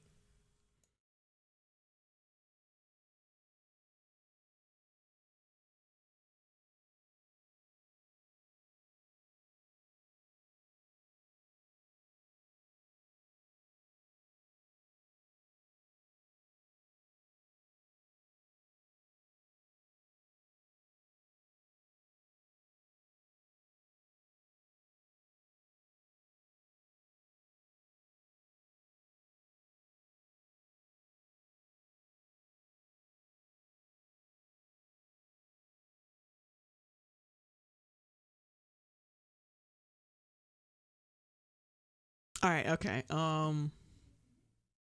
Yeah, his character, yeah, I never really understood like his fucking fashion choices, but he was supposed to be like this. Yeah, no, like just like that's what villains are. Like the heroes usually wear, yeah, either red, white, or blue. You know, strong masculine colors. Well, not masculine, but like strong colors that represent strength and purity or whatever. And of course, what's the first thing you think of when you think of seedy, gross, possibly evil, or like what's the word? Or tawdry. You think of red and neon, purple. That's what you think of because that's what it's usually associated with. But it has nothing to do with gayness just because villains happen to wear certain colors that represent sleaziness does not mean that gays who wear pink or purple are also sleazy. That's like I said, it's that these are your thoughts. These are your homophobic thoughts coming out. This is not nobody. These characters are not gay. For one thing. So how are they representing gay people in a certain way when they're not gay? These are your thoughts, sweetie. These are your prejudices coming out. Mention the pigtails tied with pink ribbons now. There is such an attention to detail in Ratcliffe's ensemble. He has frilly cuffs, he's got a cape, a proper hat, and this jeweled belt cape thing. Yeah, now I'm thinking of it. See, he's supposed to look like this aristocratic, effete, aristocratic douchebag. Like if this was made in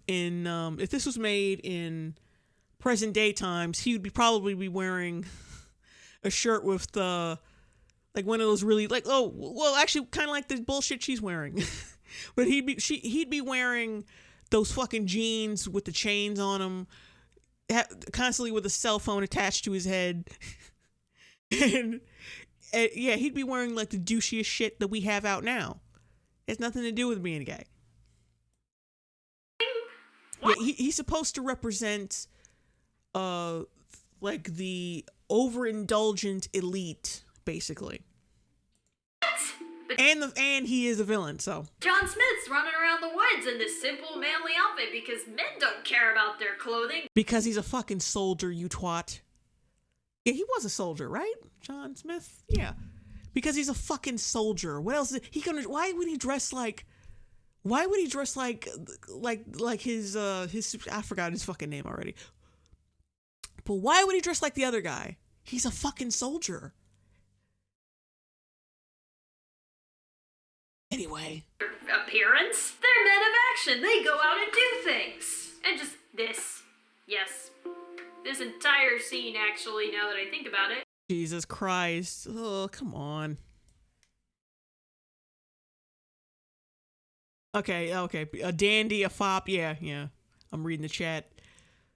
Yeah, those are the words I wanted. A fop, a dandy. Yeah.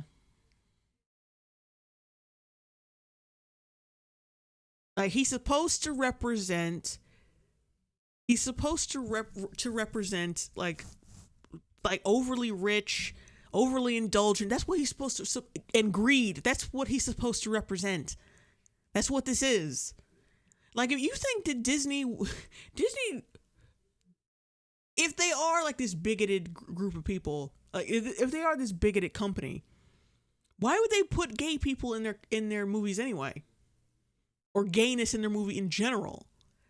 Because apparently, that's the reason why they made LeFou gay because they wanted more representation because they've apparently never had gay people in their movies.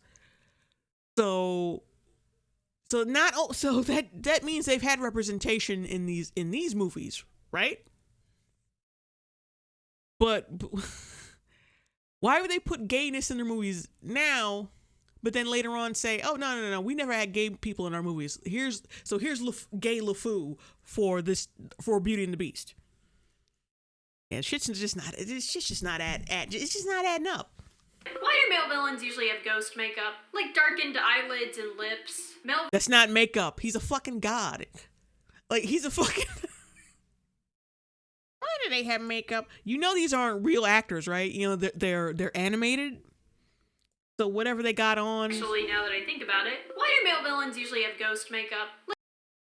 So that's not makeup. That's what Hades actually fucking looks like in the movie because he's a god. He's not an actor with makeup on. And Jafar too. Like, that's not makeup. His eyes just have dark circles around it. Oh, you were so slow. You were slow. Catch up. Catch up, bitch. Catch up. Like darkened eyelids and lips. Male villains also usually have eyelashes. You know who else has eyelashes? The princesses.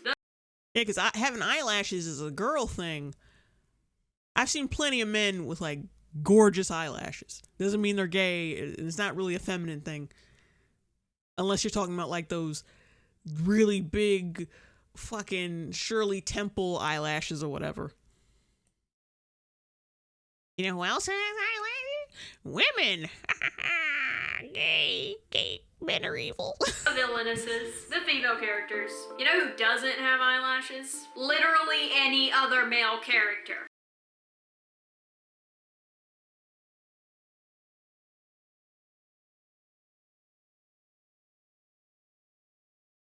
I thought the prince did, like the prince from Cinderella. See, I can hold on.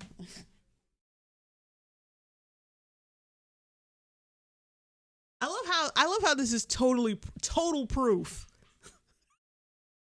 that they're trying. This is total proof that they're trying to make gay men look evil because they have eyelashes. This is so fucking weak. It's so weak. Then there's body language. They all hold themselves up proudly, chests out, shoulders back. They do not have a Really? Because I thought you said, like, these gay dudes were apparently weak and frail. If they're weak and frail, they're not going to have good posture. So which is it? Like, you really need to make up your mind about this shit. Like, because it seems like you just keep making shit up as you go. Oh, I love pausing it at random moments in her videos because it's so funny. It's so funny. firm gait, they glide, they're graceful.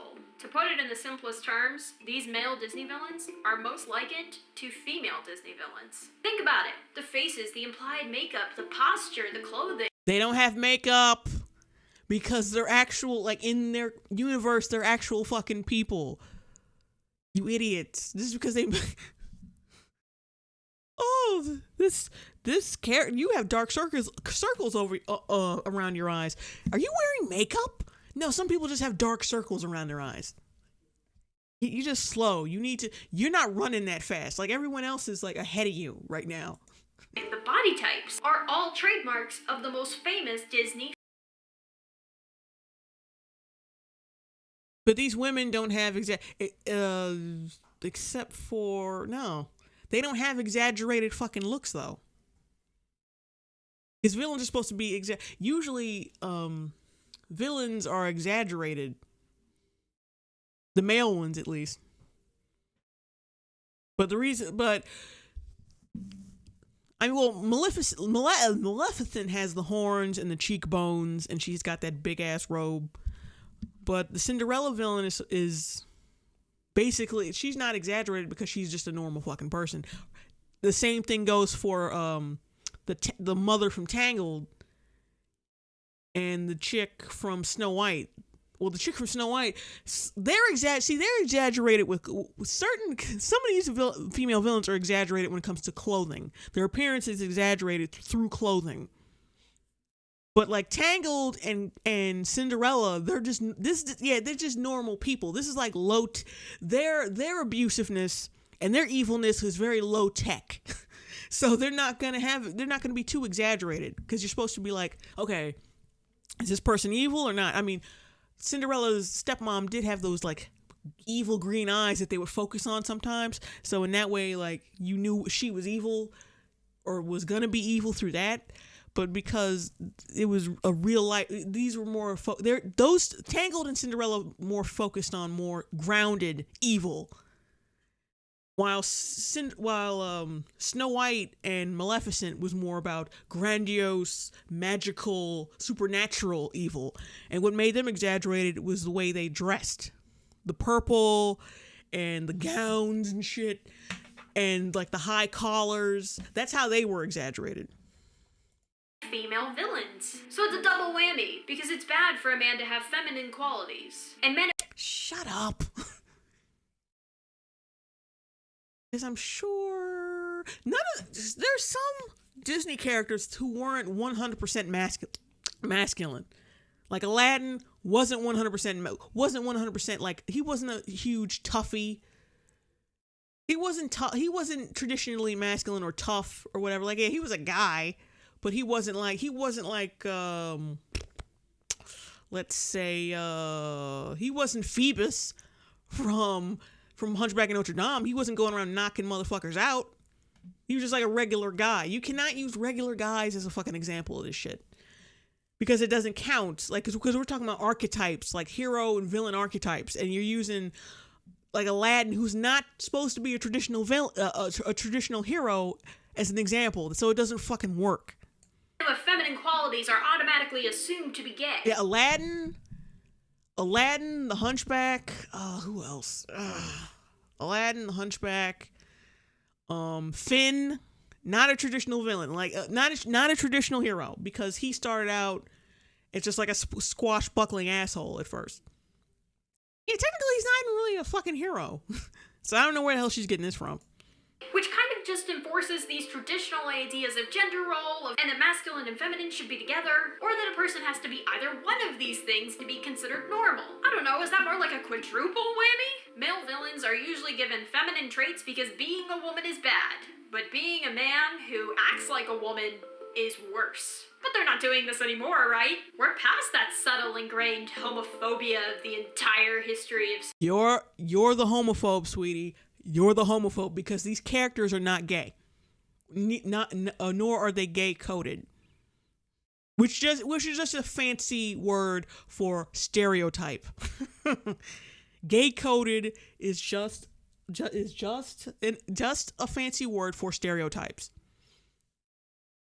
No, you see them and you see their slim figures and the way they act, and you think gay. That's you. That's you. I just figured, because some of these villains usually have British accents, so I just associated their fanciness with being really British. Even when I was a kid, I never saw, oh well, they're clearly gay. Even as a kid, I wasn't that stupid. Cinema. Let's look at a more recent movie, Wreck-It Ralph. That's a good one. Good film. We've got King Candy. Tiny, wimpy, okay. But who's the hero? Wreck-It Ralph.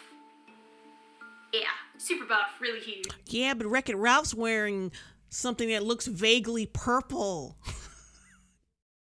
I mean, yeah. Wreck-It Ralph is actually wearing colors. Well, like, at least the, oh my God, the overalls. They look purple. Just saying. And yeah, he looks big and strong, because usually, like, it's the same thing. Hero protagonist usually looks strong. And actually, Wreck-It Ralph wasn't even, like, in his game, he's not a good guy.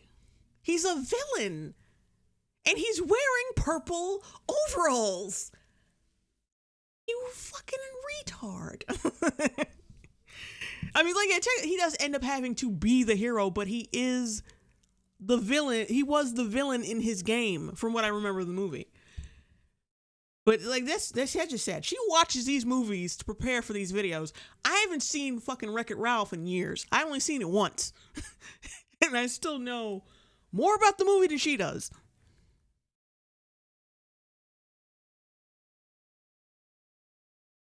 Yeah, but Wreck-It Ralph, he was a fucking villain. And for like, he had to become a hero, but he was always a villain. Who does heroic things. Oh God, you're just such a twit. You get my drift, there's a huge contrast. While Felix is much closer to King Candy's physique than Ralph is, and he actually has some feminine qualities, he also has a very prominent heterosexual romantic storyline. Just in case the audience thought he might be. So do the villains that you use as an example. They were all lecherous towards women. They were all deeply, like, most of them were like deeply heterosexual. No, they all were. Let's be real, because you can't put on lions and animals, you can't put fucking sexuality unless they bring that into the plot. But yeah, you can't put sexuality on a lion, so Scar is out of the question. But yeah, they were all basically heterosexual. like, stop, dude, just stop. Okay. Though I do give some credit to Disney for. And I love how she talks about these stereotypes and how it's Disney who's perpetuating this shit, but yet she assumes that the one heroic character who doesn't fall into that hero archetype, like his appearance, she magically thought that there's a possibility that he might be gay. You see what I'm saying? This shit is coming from her. These prejudices are coming from her. Like, this is her drunk ass mind. Felix being feminine and shorter and certainly much less physically capable than his romantic interest. But Wreck-It Ralph did run into some issues when he uses a subtle homophobic slur against King Candy. And that's honestly not everything. There are characters. He uses a clearly homophobic slur. In the chat, if you've seen the movie, can you tell me what that homophobic slur was? so I can have a nice good laugh at this bitch's expense, please. If you can, because I assume that none of you picked up on it, because who would be fucking checking for that in a fucking kids movie? Nobody. No one sane who would be thinking, oh, I wonder what slurs they're gonna put in this movie. So I can complain about it on YouTube. Hold on, let me look.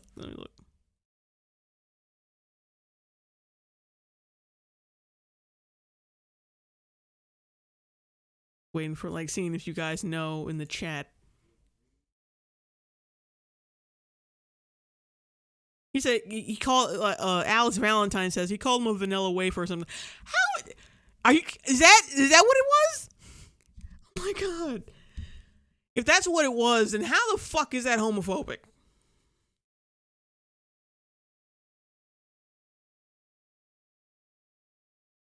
He called him a vanilla, and that's supposedly a homophobic slur. It's not a slur unless it's known as a fucking slur. Okay, thanks guys. I knew it was something stupid. God, you were a jackass. I didn't get to really talk about because I didn't have time. Like Radigan from The Great Mouse Detective. All right, now, but he doesn't wear feminine colors though. I mean, yeah, his tie is purple and pink, but that's about it. And that cape is red, so yeah. And Radigan is not gay. Like, where the fuck are you get? See, like I said, I sum this up as them being British, as the characters being British. Like, what's his name? Oh, that's right. His name isn't Sherlock. It's based on Sherlock, but I keep accidentally but they go by different names in the movie, and I keep almost calling the Great Mouse Detective Sherlock. But yeah, the Great Mouse Detective was a little effeminate too. So what the fuck are you talking about? Or even antagonistic characters like Chifu from Mulan. But see, it's not because they were effeminate, it's because they were really British. And people associate Britishness with being effete and a little snobbish. Or Ursula, who was based off of a drag queen. This doesn't mean you can't still love Scar or Hades or anybody that I mentioned. They're cool and interesting villains who are really fun to watch. You might have even realized your sexual or gender identity by watching these characters. Okay, okay, first we went from this is harmful. This is a harmful representation of gay people. This could only hurt gay people. But then she goes, oh, no, the characters are fine, and you may not even discover your sexuality through these characters. Which one is it? You need to make up your fucking mind. Is this harmful or isn't it? So, because basically, if they're not harmful at all and it's not really an issue, and well, I already know it's bullshit, but if it's not harmful, it's not an issue, then you're basically talking about nothing for 8 minutes, nearly 9 minutes.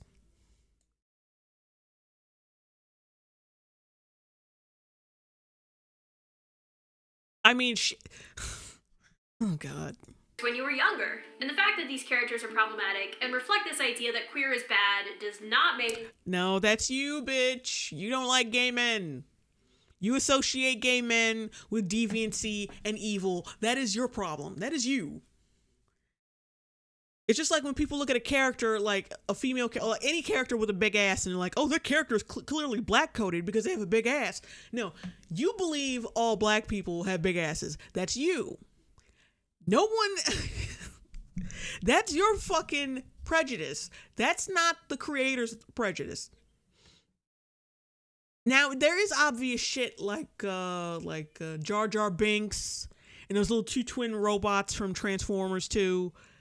Even though Jar Jar Binks was more of an Asian stereotype than a black, he wasn't a black stereotype. He was an Asian stereotype. I don't understand where people got the black thing from. So yeah, whoever said he was a black stereotype is probably has a thing about black people. But that was more of an Asian stereotype because he was always speaking in broken English. It was more of a stereotype of foreign people in general. I think that's what that was. But I don't know where people got black from. But anyway, but yeah, his character and those two twin robots from Transformers, those were obviously racist fucking caricatures. But this shit, like, it's so vague. Oh, they wear pink. They were purple and pink, and then they're kind of effete, even though some of these characters have British voice actors, and that's probably why they were picked for these characters, because they have that effete, snobbish, upper class flair about them. But no. It's clear they're just gay. They're just fucking gay. Or they're gay coded or whatever bullshit. Your realization any less real or valid, but it is something to be aware of, and to encourage Disney not to continue in the future. If you want more varied queer roles, clap your... Okay, if they can't... Okay, so if these characters are really great, and if probably help people come to terms with their sexuality, why do we need to stop doing it? What happened to these characters being 100% negative? Like, you can't... You want it both ways. Because you don't want to be called out for being the obvious homophobe that you are. So you're like, oh, no, there's nothing wrong with these characters. Like, you probably like them. Don't hate me, please. Please don't leave me any hate in the comment section. Please.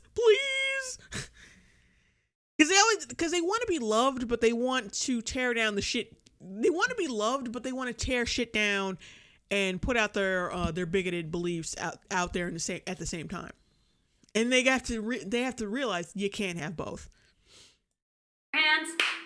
Thanks. And there are varied queer roles. But see, when you get them, you don't fucking accept them because you always find some problematic little issue. Like in this video, you basically contradicted yourself. I want more varied queer characters, but then you go on to tear apart varied queer characters. You're full of shit. Because as soon as we get some queer characters who have different personality traits and probably some negative personality traits, you completely shit on it. You completely fucking shit on it. You're the reason why there probably aren't that many varied queer characters. All right, let's see if we can fit in one more, and then we can. Yeah, one more, and then I got to roll out. I would do the elevator racism thing, but I think I might skip that. Then there's a 10-year-old drag queen. So much trash in here. Genderless fashion future. Yeah, walking. Oh, why is this still in here? It's old. The genderqueer person loves most of. Oh yeah, I already did this one. Bye. Toxic masculinity in boys is fueling an epidemic of loneliness. Oh right, I forgot about this one. Okay, hold on. Let me keep scrolling right quick. Because there's some more cringe in here. Ooh, they go by them. Okay, which one should I do? The toxic masculinity one or they go by them? I've done so much gender non-binary and genderqueer shit. I kind of just want to go towards the toxic masculinity one. Tell me in the chat which one I should do. Toxic masculinity or they go by them.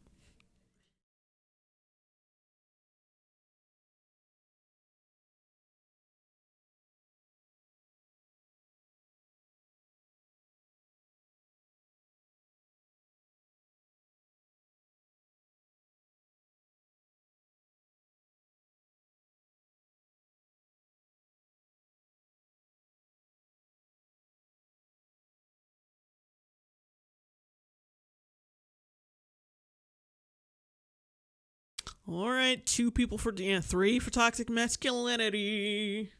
Fuck it, I'll just do. Yeah, I'm gonna do that one. I mean, I think this one was cringe, or was it? No, it was cringe because the dislike. When you begin to interview them at 12 or 13. Because the dislike meter has been fucking raped. Look at that. Yeah, so it's cringe. That's why I put it in here. I thought it was just gonna be. I thought I put it in here for some other reason, but whatever. Keep going. They tell you about a lot of love that they have for their friendships. They talk about wanting that kind of intimacy with other boys. I think friends are the things that kept me composed in the hardest times that I had. He's clearly reading off a cue card. Because I don't know any boy that young or any kid that young who talks like that. I didn't talk like that. I didn't know anyone who did. Keep me composed in the come on. The things that kept me composed in the hardest times that I had. As boys got older, they began to tell a very different story. They'll say things like, no homo in response to a question about intimate friendships. That question to them is now. It's just a fucking joke. Especially with kids, they're just being assholes. Ugh. Try not to. So this is why old people should not be they should not be researching gender in children, because half the time sometimes memes and jokes and other generational shit is going to get in the way of your assessment. You're gonna think the kids are being dead serious when they're fucking, when they get this, in all possibility they could be fucking with you. Become a gay question rather than a question about just their friendships, which is how they heard it when they were 13 or 14. No homo was used a lot among my straight friends. Because we don't want to seem as if we're being gay towards each other or saying gay terms. That reveals the culture, because the fact they're equating friendship with gayness is. Like, do they even have the balls to question the more masculine children? Because it seems like let's just pick out the sensitive. Let's pick out the sensitive, nerdy kids who probably get beaten up every fucking day. Let's ask them about gender equality. Like, they're not gonna fucking take this opportunity to start to tell you exactly what you want to hear.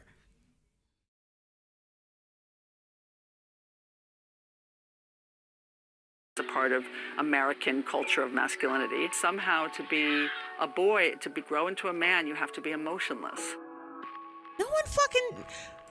I mean, yeah, of course there's those shitty parents who force gender roles onto their children.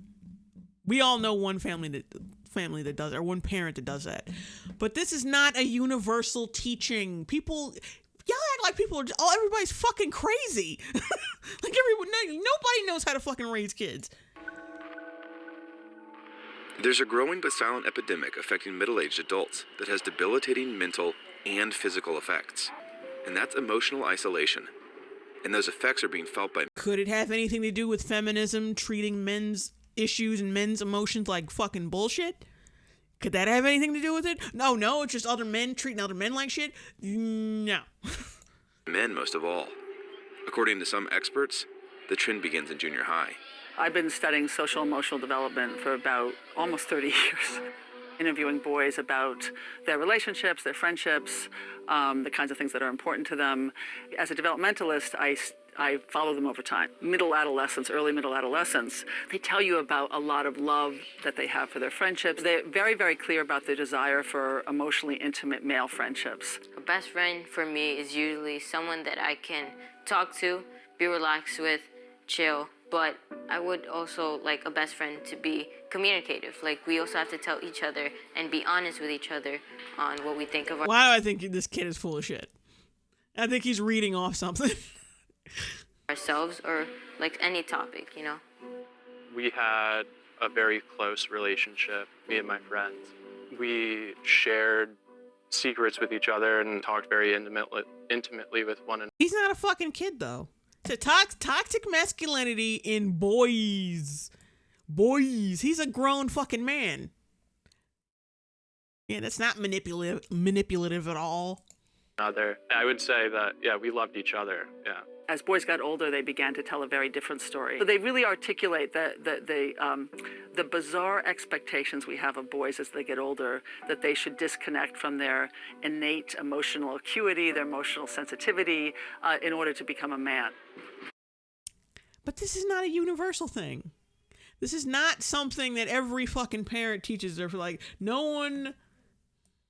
Yeah, people do hold men up to certain standards and shit, and they're unfair. But not every fucking parent is like, don't have emotions. Just don't have them. Fuck it. Yeah, just don't have emotions. Don't do, no. That's not going to get you anywhere. When he was in high school, Professor Way gave every boy other than these two boys, well, one boy and one grown man, like, other than these two people, like, all dudes do is, like, basically pretend to be emotional to get women, and that's about it. And 90% of the other time, they're just, like, crushing beer cans over their fucking heads and shit. Like, oh, God. This lecture at Vinny's school, and her findings matched exactly what Vinny was experiencing with his friends. Not only did, like, our conversation start to change, we hung out and didn't really talk all that much. I spent a lot of time alone, or when I... Yeah, that's kind of just how friends work.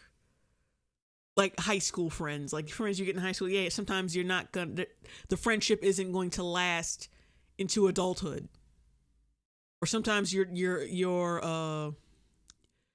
interests change and you kind of, and you kind of drift apart from that.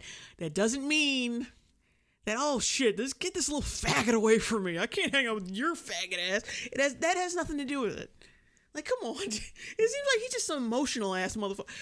Not in a bad way, but it's like he's just such an emo motherfucker. Like, oh, we're drifted apart. Clearly, it's because of his toxic masculinity. No, some people just drift apart. You got to get used to that.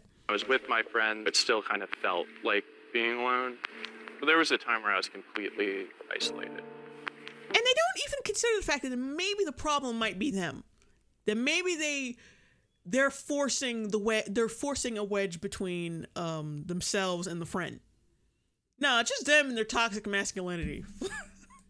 Isolation is devastating for everybody. There's stunning findings that isolation is a huge predictor of all sorts of health problems. Smoking, more than a pack of cigarettes a day is equivalent in terms of what it does to your health. And that isolation is growing in men.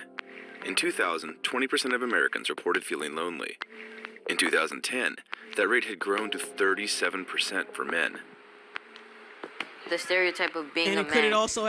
And it also could be tied into the men being the highest, the highest accounts of fucking suicide. And it doesn't have shit to do with toxic masculinity. It has everything to do with people not treating their emotions like they are valid. But see, like, it's not tied into people telling them to be. It's not really tied into people telling them, "Oh, you got to be a man." It's like, I mean, there are those expectations that, oh yeah, you gotta you gotta stop whining it. But it's this fucking social climate we live in now where we think women's emotions are way more important than men's emotions. But that's not toxic masculinity. That's some shit completely different. See, it's not that shit anymore. We got this other shit now where it's just people telling men to suck it up because, hey, you're not oppressed. You're not oppressed like women are, so just shut up. That's what it is. It ain't got nothing to do with fucking toxic masculinity. Most men show their emotions. They just don't do it the way women do. But see, like I said, now we live in a social climate where it's kind of like feminists don't give a fuck. Or like or people who subscribe to that feminist bullshit don't give a fuck about men's emotions. And that's why we got suicide, like male suicide rates skyrocketing and shit. But it's got nothing to do with toxic masculinity. Supposed to be stronger than everyone. He's supposed to like be the best. I was being told a lot to start growing up, becoming a man, a mature individual who's a male shouldn't show their emotion. That's you like know, sort of... The way he talks, it seems like what people have told him, he just completely exaggerates it. Because he seems like the kind of person, like the way he talked about his friendship and how he drifted apart from his friendship. It seems like he's the type of person who just takes shit way too seriously. And who just doesn't know how to cope with things. And it sucks if someone's, you gotta, well, but yeah, if you act like that, you're 23. You're gonna have to fucking grow up. Telling someone to grow up is not a male thing. It's just, if you're acting like a whiny bitch, someone's gonna tell you to grow up. Like a stereotype that you're supposed to like not share feelings. You're supposed to show strength. You're supposed to show intellectual knowledge that is greater than any other.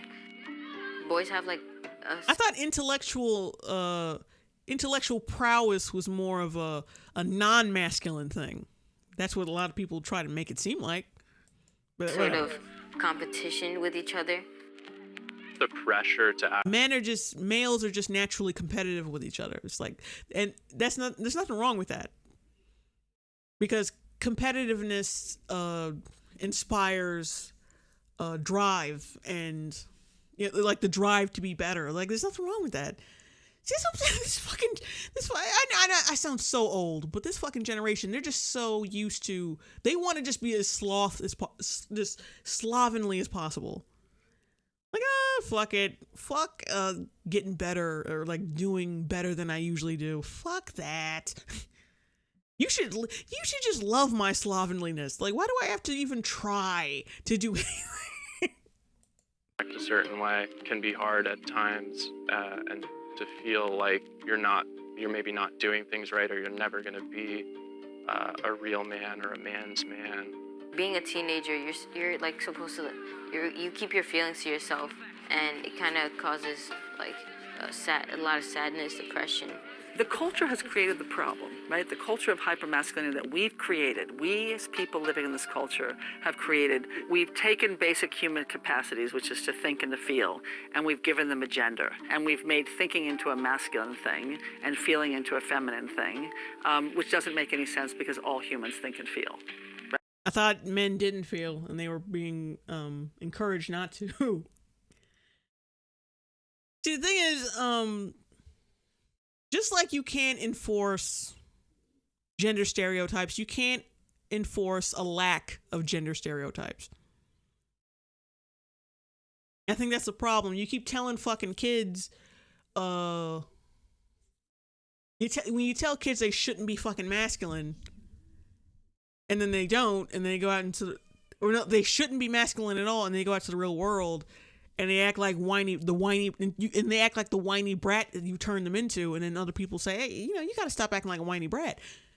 They're gonna think, that's just you make them think that you make them think that not being a whiny bitch is just toxic masculinity, and it's not. Like, right, but we've gendered them, and we've reinforced that gender. We're told to live a kind of incomplete human experience where we're only thinking or we're only feeling.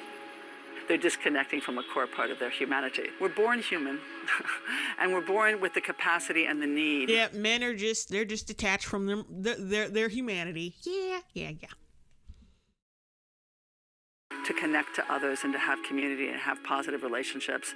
And then we raise boys in American culture to disconnect from that need, to pretend they don't have it, to pretend they're not emotional. Oh yeah, American culture. Yeah, is that why in a lot of Muslim countries women get fucking beaten for not covering themselves head to toe? That yeah. Hypermasculinity. That's a fucking American thing.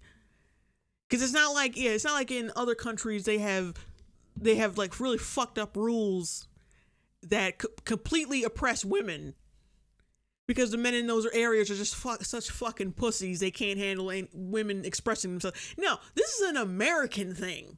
Let's see, that right there invalidates this entire video. How the fuck do you sit there with a straight face and think that's strictly an American thing? Fuck you. To basically fake it, to fake that they're not fully human. I think the boys tell us the story. They tell us the entire story of what happens. They begin to enter into a culture that asks them to disconnect from the very things they need the most to thrive. Certain people are going to really expect you to act a certain way or act in a way that kind of embodies those cultural norms. I sort of came to this realization that you don't necessarily have to play by those rules. What's important is how we define ourselves as men and what manhood means in America. Because men don't hug. It's only you that has the bravery to hug a man in public. Fuck off. Like, I've seen like hood niggas like fucking hug and like just hug and like get real emotional with each other. Like, I've seen the shit myself. Some of the most masculine motherfuckers. Like, the reason why you haven't seen it is because you don't want to see it. Because you already made up your mind about men who are masculine. We need to do everything we can in schools, in workplaces, in the neighborhood, every moment of life, from the first day of life to the end of life. We need to be nurturing those capacities and nurturing those relationships. Really listen to yourself and listen to what you're feeling and talk about how you're feeling with your... Well, you know, if we didn't live in a fucking social climate that tries to teach children that masculinity is bad, maybe we wouldn't have so many fucked up whiny brats walking around, and maybe you wouldn't interpret someone telling someone to stop being a whiny brat as some kind of toxic masculinity bullshit, because that's not what it is. Like, you're just a whiny brat. Like, you start crying because you broke your favorite pencil. Someone telling you to stop crying and get over it they're not telling you to be a man, they're just telling you to stop being a whiny bitch. Family or with your friends. I want to just say that it's never too late to open up to anyone, no matter what your age is. If we get back to listening to 13 and 14-year-old boys, they offer us the solution. They reveal that we are human, and boys are human, and they have the enormous capacity to be connected to their feelings.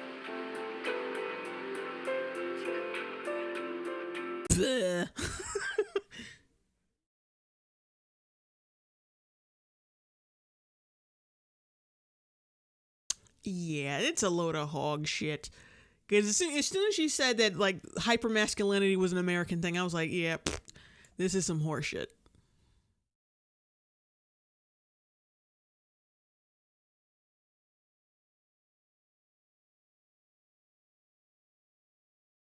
All right, I'm gonna have to roll up on out of here for the day. Dinner's ready once again, and I gotta go eat it. So, this was a really good stream. This was actually a better stream than the last one because I actually got some sleep last night. So now I sound less like a babbling idiot. So yeah, this is a good stream. Yeah, I'm gonna have to cut it off here. See you guys next time. Let's hope this fucking stream doesn't get blocked by YouTube. See you guys later.